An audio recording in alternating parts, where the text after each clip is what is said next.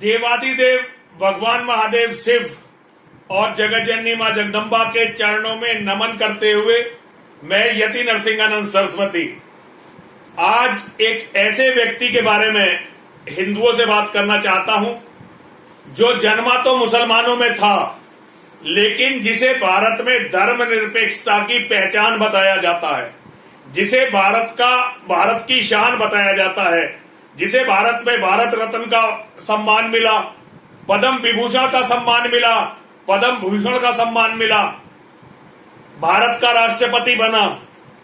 आप समझ ही गए होंगे मैं डॉक्टर एपीजे अब्दुल कलाम के बारे में आज आप लोगों से कुछ बातें करना चाहता हूं, लेकिन उससे पहले जो मैं बातें आपसे करना चाहता हूं वो 10 जुलाई 2017 को सावन महीने का पहला सोमवार था। अनंतनाग जिले में 8:15 बजे 8:15 पर गुजरात के बनासकांठा जिले से एक बस आई थी अमरनाथ की यात्रियों की, और उस बस पर आतंकवादियों का हमला हुआ। उस बस के ड्राइवर का नाम था शेख सलीम गफूर। बस पर सामने से आतंकवादियों का हमला हुआ, लेकिन ये शेख सलीम गफूर को कुछ नहीं हुआ। बस के कुछ यात्री मारे गए, कुछ बहुत बुरी तरह घायल हुए।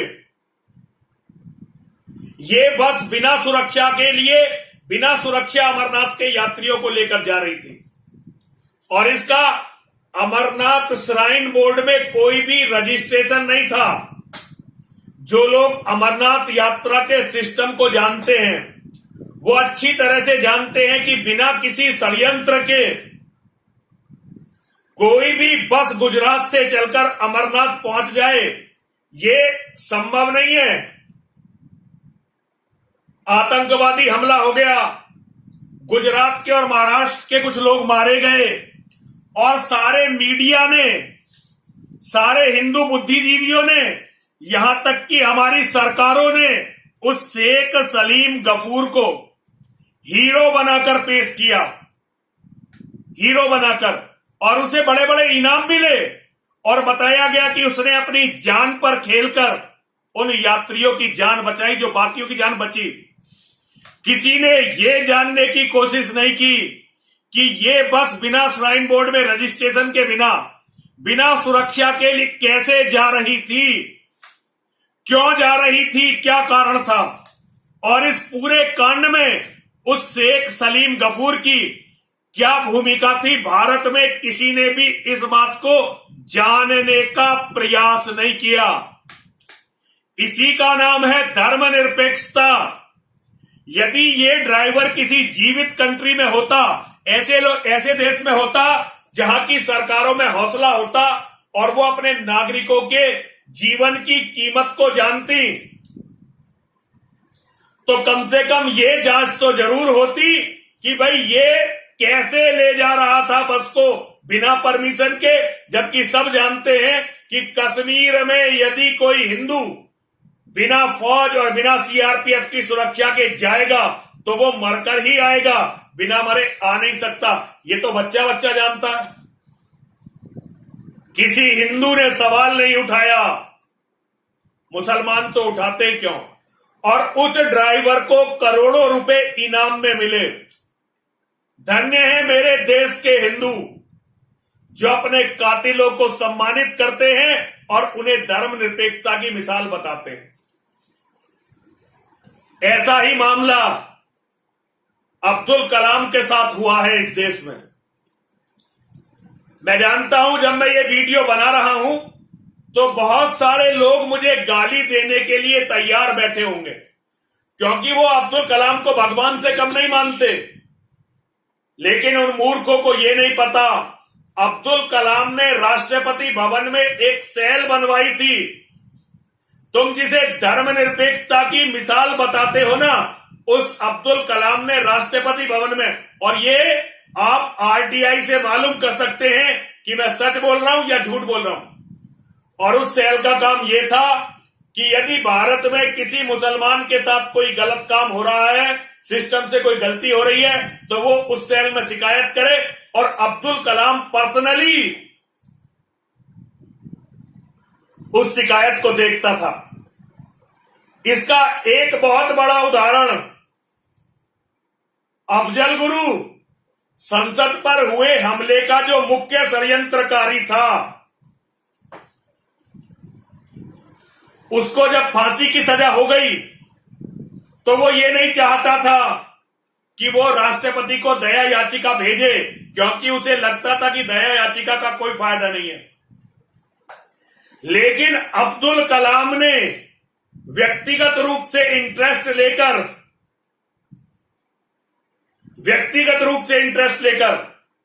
अफजल गुरु की पत्नी, उसकी मां और उसके बेटे को बुलाया अपने पास। ये ऑन रिकॉर्ड है, राष्ट्रपति भवन का रिकॉर्ड है, इसे मिटाया नहीं जा सकता।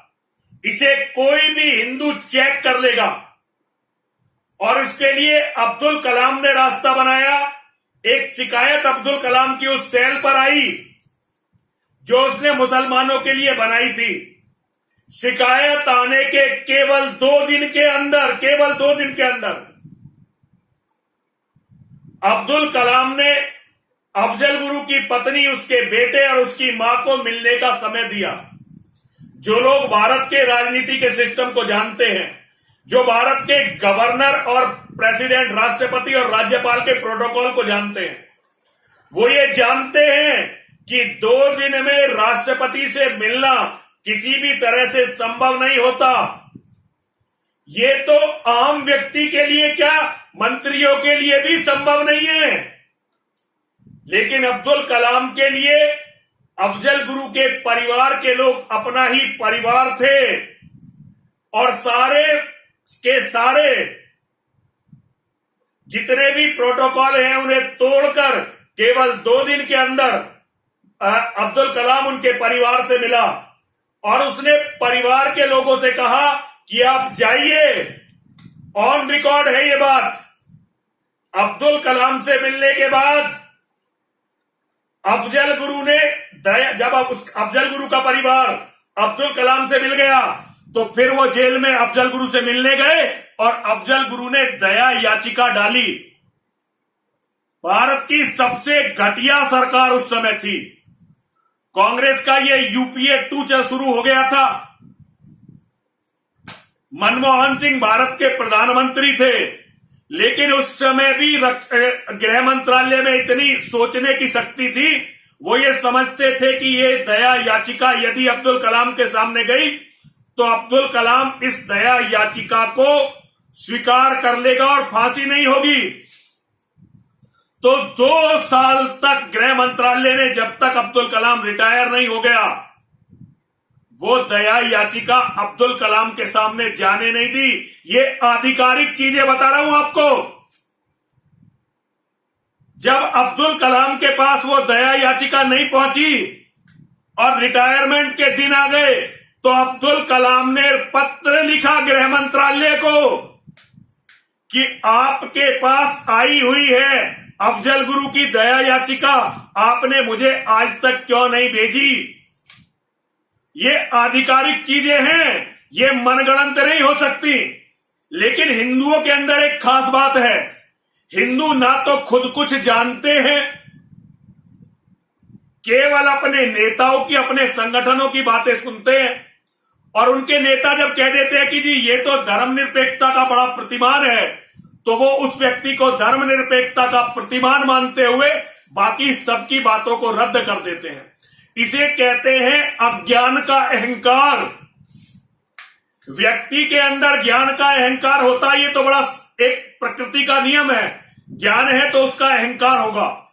लेकिन हिंदू कौम वो है जिसे अपने अज्ञान का अहंकार है, जो अपने मूर्खतापूर्ण अज्ञान पर अहंकार करती है। कल मैंने अपने फेसबुक पर यह लिखा था कि पाकिस्तान के एटम बम में अब्दुल कलाम का बहुत बड़ा हाथ है। बहुत सारे लोग बिफर गए, कह रहे हैं जी ये तो चीन ने दिया है पाकिस्तान को एटम बम की तकनीक। अरे मूर्खों, तुम्हें पता नहीं है, चीन ने तो आज तक किसी देश को एक प्लग बनाने की भी तकनीक नहीं दी। पाकिस्तान को एटम बम बनाने की तकनीक कैसे देगा? वो तुम्हारी तरह मूर्ख नहीं है। चीन पाकिस्तान में जितना भी काम कर रहा है उसके बदले पाकिस्तानियों को गुलाम बना रहा है। अगर उन्होंने एटम बम दिया होता पाकिस्तानियों को तो अब तक सारा पाकिस्तान वो गुलाम बना चुके होते। वो तुम्हारी तरह भाईचारा नहीं निभाते इन भाईजानों का। वो अपने लोगों को इनका चारा नहीं बनाएंगे बल्कि वो इन मांसाहारी राक्षसों को निगल जाएंगे। जब अब्दुल कलाम राष्ट्रपति नहीं रहा तो अब्दुल कलाम एक बार अमेरिका गया और अमेरिका में उसकी नंगी करके तलाशी हुई। नंगी करके उसकी तलाशी हुई। भारत में उस समय यूपीए की सरकार थी।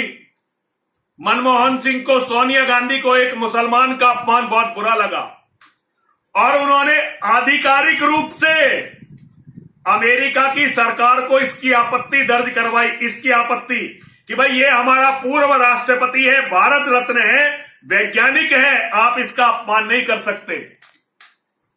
बहुत जल्दी अमेरिका की सरकार ने 124 फाइलें भारत के गृह विदेश मंत्रालय के सामने रखी। उन्होंने कहा तुम्हारे लिए ये व्यक्ति कुछ भी हो लेकिन हमारी फाइलों में ये आतंकवादी पाकिस्तान का सरपरस्त और पाकिस्तान के एटम बम का फादर है। इस बात को टॉप पर बैठे हुए सभी लोग जानते हैं अच्छी तरह से, लेकिन पूरे देश में आपको ये बात कहते हुए मेरे सिवा कोई नहीं मिलेगा, कोई नहीं मिलने वाला। आज के 10 साल बाद जब मेरी बातों का एनालिसिस होगा मुझे तो आतंकवादी मार देंगे पक्का, क्योंकि भारत के अंदर हिंदुओं की सबसे कट्टर आवाज यति नरसिंहानंद सरस्वती सारी दुनिया के आतंकवादियों के निशाने पर है। मुझे तो मरना ही है, लेकिन तुम जो लोग मुझे गलत बता रहे हो कभी मेरे तथ्यों की जांच करके देखना। मेरे तथ्यों की जब जांच करके देखोगे तो सब कुछ फट जाएगा, एकदम किल्ली निकल जाएगी। क्योंकि तुमने जिसको आधार बनाकर यह बताया है कि मुसलमान सबसे अच्छे होते हैं वो भारत के सबसे बड़े जिहादियों में से एक था, सबसे बड़े जिहादियों में। लेकिन हिंदुस्तान में हम हिंदुओं पर 800 साल की मुसलमानों की गुलामी इस कदर हावी है कि हम मुसलमानों को जबरदस्ती धर्मनिरपेक्ष होने का सर्टिफिकेट देते रहते हैं, उन्हें पैसे देते रहते हैं। कभी भी बहुत सारे लोग कहते हैं कि ये गीता पढ़ता था अब्दुल कलाम, मैं भी मानता हूं गीता पढ़ता था। अरे क्या जाकिर नाइक गीता नहीं पढ़ता? कभी जरा पता करके देखो, दारुल उलूम देवबंद का जो भी विद्वान होगा, जो भी उनका आलिम होगा, जो भी उनका फाजिल होगा, सब गीता और वेद पढ़ते हैं। तभी तो वो जानते हैं कि हमारी कमी क्या है, हमें मूर्ख कैसे बनाया जा सकता है। यदि वो गीता और वेद ना पढ़े तो हमें मूर्ख कैसे बनाएंगे। लेकिन हिंदुओं, ना तुमने इतिहास से सीखा, ना तुमने वर्तमान से सीखा। एक छोटी सी बात बताकर अपनी बात को खत्म करूंगा। 11 सितंबर 2001 9/11 हुआ अमेरिका में। 11 सितंबर 2001। आज अभी पूरे 20 साल नहीं हुए, लेकिन एक एक बच्चा अमेरिका का इस्लाम के जिहाद के बारे में जान गया। और आज बाहर से कोई भी मुसलमान आए, इवन अगर अरब के शेख भी आएंगे तो वो निश्चित जो उनके सुरक्षा के प्रतिमान है उनके बिना नहीं आ सकते। एक मुसलमान, चाहे वो कितना ही बड़ा मुसलमान क्यों ना हो, अमेरिका में यदि एक मकान खरीदना चाहता है तो उसे कम से कम 100 तरह की एनओसी लेनी पड़ती है, नो ऑब्जेक्शन सर्टिफिकेट, जो उसे बड़ी मुश्किल से मिलते हैं, क्योंकि वो जीवित कौम है। और उनका राष्ट्रपति डोनाल्ड ट्रंप आतंकवाद नहीं बोलता, इस्लामिक आतंकवाद बोलता है। लेकिन भारत में एक भी माई का लाल ऐसा नेता नहीं है जो इस्लामिक आतंकवाद बोलकर दिखा दे। तुम्हारे बहुत सारे नेता हैं जिन्हें तुमने अपने सिर पर चढ़ा रखा है, लेकिन वो सभी ये कहते हैं कि आतंकवाद का कोई धर्म नहीं होता, आतंकवाद का कोई मजहब नहीं होता। अमेरिका केवल 20 साल में जान गया, बल्कि कई साल पहले ट्रंप ने अपना पहला भाषण जब दिया था तो उसने इस्लामिक आतंकवाद शब्द को यूज किया था, इस्लामिक टेररिज्म। वो केवल एक आतंकवादी हमले के बाद जान गए कि इस्लाम का जिहाद क्या है। तुम 1400 साल में नहीं जाने। तुम्हारा कोई भी आदमी 2 गीता के श्लोक बोलकर मूर्ख बना सकता है, क्योंकि तुम ना गीता को जानते हो ना कुरान को जानते हो। मैं भारत के सभी कट्टर हिंदू कहने वाले लोगों से कहना चाहता हूं, तुम कट्टर हिंदू कम हो, पाखंडी ज्यादा हो। और ये अच्छी तरह से समझ लो, मुसलमान जो कुरान, कोई ऐसा दिन अब्दुल कलाम की जिंदगी में नहीं था जिस दिन अब्दुल कलाम ने नमाज ना पढ़ी हो। उसकी जीवनी को चेक कर लेना। हां, यह बात है कि वो शाकाहारी था, यह बात जरूर है कि वो शाकाहारी था, लेकिन अगर वो शाकाहारी नहीं होता तो कैसे उसे पद्म विभूषण मिलता, कैसे पद्म भूषण मिलता, कैसे भारत रत्न मिलता, और कैसे वो तुम सबको मूर्ख बनाकर पाकिस्तान का एटम बम बनवा पाता, भारत का राष्ट्रपति बनता। और एक बात और याद रखना, डीआरडीओ के जो वरिष्ठ वैज्ञानिक हो, जरा उनसे पता करना, इसरो के और डीआरडीओ के, जब इसका पूरा सभा पर था इसका रुतबा, कितने भारत के वैज्ञानिकों की निर्मम हत्याएं, जिनके केस नहीं चले, जिन पर देश में चर्चा नहीं हुई, कितनों की हत्याएं हुई हैं, जरा हिंदुओं से पता करना। और उसके बाद मुझे गाली देना। मुझे गाली देना तो स्वाभाविक है, क्योंकि मैंने उस कौम की आवाज उठाई है जो कौम सोई हुई नहीं है, जो कौम मर गई है और मरने के बाद जिसकी लाश भी सड़ रही है, बदबू मार रही है। आज सारे हिंदू उस बदबू मारती हुई लाश के कीड़े हैं, क्योंकि वो केवल अपनों को गाली दे सकते हैं, केवल अपनों से लड़ सकते हैं, और अपनों में भी उसमें जो उनके लिए लड़ते लड़ते मिट रहे हैं। वफादारी, धर्मनिष्ठा और अपने धर्म के प्रति समर्पण, ये इस कौम से खत्म होता जा रहा है। लेकिन फिर भी मेरे बच्चे, मेरे शिष्य जो मुझ पर विश्वास करते हैं, जो मेरी बात मानते हैं, एक दिन देखना हिंदुओं, वो विजय प्राप्त करेंगे और सारी परिस्थितियों को बदल देंगे। मैं यति नरसिंहानंद सरस्वती पूरी जिम्मेदारी के साथ आप सबको बताना चाहता हूं, ये कुछ भी कर लें, लेकिन अंतिम जीत सनातन धर्म की होगी।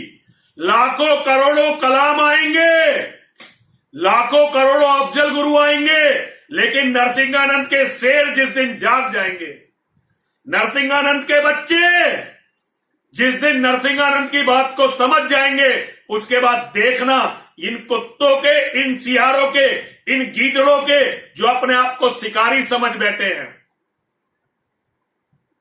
आंख दिखा, पुट्ठे चढ़ा, नाखून दिखा, पुट्ठे चढ़ा, आंखें खूब तरे, जब तक सुप्त मृगेंद्र है, गीदड़ तू ही शेर। अरे मेरे शेर अभी धर्म को समझे नहीं है, और जब तक मेरे शेर धर्म को समझे नहीं है, जब तक ये गीदड़ भौंकेंगे भी, आंखें भी दिखाएंगे, हमें डराएंगे भी, लेकिन जिस दिन मेरे सोए हुए शेर जाग गए और उन्होंने अपने धर्म को समझ लिया, उसके बाद पूरी धरती पर इन्हें भागने के लिए, छिपने के लिए, अपना मुंह छिपाने के लिए जगह नहीं मिलेगी। सभी बोलिए हर हर